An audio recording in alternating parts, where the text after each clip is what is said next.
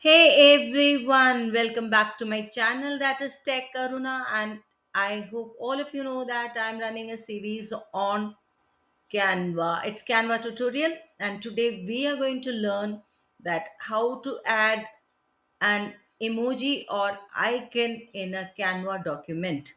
It is so simple. So let us go to the Canva platform, log in, and then select the Canva document.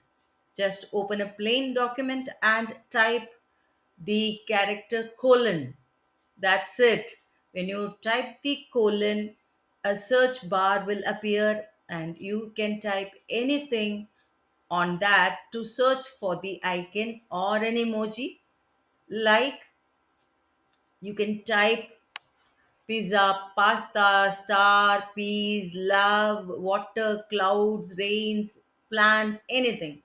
And you will get the icons or emoji. Just choose the icons and add it to your document.